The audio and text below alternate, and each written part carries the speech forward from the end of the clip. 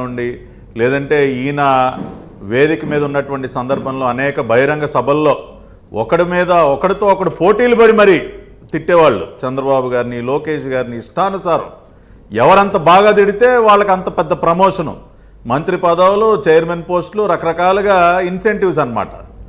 So ఆ విషయం ఒకసారి అది పక్కన పెడితే వీకే గారు ఇవాళ మా సుద్దపూస ఏం చెప్పాడు, మా వాళ్ళు ఏదో ధర్నా చేయడానికి వెళ్ళారు, నిరసన తెలియజేయడానికి వెళ్ళారు, వెళ్ళి ఏదో వాళ్ళు ఏదో మా వాళ్ళపైనే దాడి చేస్తే ఏదో 2 రాళ్ళు అలా పడ్డా, అది పెద్ద నేరమేం కాదు అని కదా మాట్లాడింది. అవును.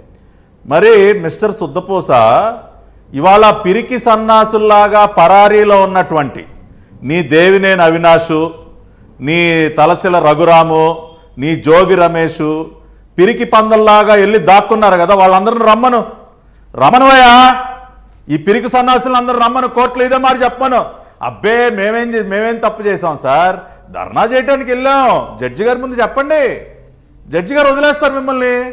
దేనికి భయపడి పిరికి సన్నాసులాగా 10-15 రోజులుగా ఆ గుడిసెలో ఈ గుడిసెలో దాక్కుని దేశాలు వదిలిపెట్టి పారిపోదామా, ఎయిర్పోర్ట్లకు వెళ్ళిపోయి దుబాయ్ ఫ్లైట్ టికెట్లు కొనేసుకుని ఈ కుక్కపాట్లన్నీ దేనికయా? ఏమయ్యా సుద్దపూస జగన్ రెడ్డి చెప్పవయా, నీకు దమ్ముంటే ఫోన్ చేయి, ఇవాళ ఫోన్ చేసి రమ్మను, ఈ పిరికి సన్నాసులందరినీ రమ్మను, వచ్చి నువ్వు చెప్పిన మాటలు కోర్టులో చెప్పను అయ్యా, కోర్టులో చెప్పను, దమ్ముంటే జడ్జి గారు రిలీజ్ చేస్తారు, దానికెందుకు భయపడాలి?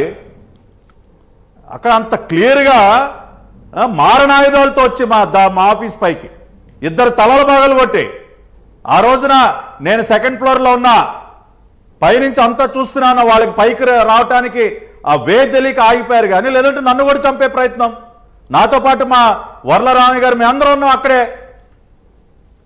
మమ్మల్ని చంపాలన్న ఉద్దేశంతో అక్కడికి వచ్చి ధర్నానా చెప్పమని ఏ మాటలు న్యాయస్థానంలో. కాబట్టి వాళ్ళ ఏది పడితే అది మాట్లాడేసి మేమేది మాట్లాడినా ప్రజలు గొర్రెల్లాగా విని నమ్మేస్తారు. ఎంతమందిని సార్ ఆయన ముఖ్యమంత్రిగా ఉన్నప్పుడు సోషల్ మీడియాలో ఒక పోస్ట్ పెట్టినందుకు నలంద కిషోర్ గారికి మీరు ఏమన్నా 41A నోటీస్ ఇచ్చారా?